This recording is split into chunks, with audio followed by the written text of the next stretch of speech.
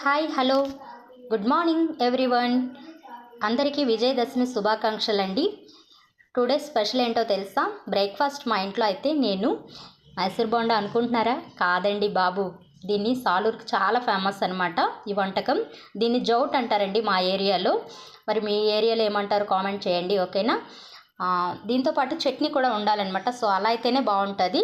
దీన్ని ఎలా తయారు చేయాలని కూడా మీకు ఇప్పుడు చెప్తాను. ఒక గ్లాసు పెసరపప్పుకి అర గ్లాసు మినపగుళ్ళు తీసుకోవాలండి. గుర్తుపెట్టుకోండి, గ్లాసు పెసరపప్పుకి అర గ్లాసు మినపగుళ్ళు వేసుకొని 1 అవర్ నానపెట్టుకున్న తర్వాత గ్రైండ్ చేయాలి. వాటర్ ఎక్కువైతే వేయకూడదండి గ్రైండ్ చేసేటప్పుడు, మనం గారెలు కాడుతాం కదా, సో అలా గ్రైండ్ చేసుకోవాలి. తర్వాత ఆయిల్ బాగా హీట్ అయిన తర్వాత చిన్న చిన్న పునుగులు వేసుకుంటాం కదా, సో అలా వేసుకుంటూ ఉండాలి. చాలా టేస్టీగా ఉంటాయండి ఇవైతే మాత్రం నాకు చాలా ఇష్టము. సో ఈరోజు విజయదశమి కదా, సో మా పిల్లలకి ఈరోజు స్పెషల్ బ్రేక్ఫాస్ట్ అయితే ఇదే చేశాను. దీన్ని మీ ఏరియాలో ఏమంటారు కూడా కామెంట్ చేయండి. మేమైతే మాత్రం మా ఏరియాలో జౌట్స్ అంటారు. పిల్లలు చాలా ఇష్టంగా తింటారనమాట. ఇవి చాలా టేస్టీ కూడా ఉంటాయి. ఒక్కసారి అలా ట్రై చేయండి, ఓకేనా? మా బ్రేక్ఫాస్ట్ మీకు నచ్చిందా? అయితే like, share and subscribe. Thanks for your watching.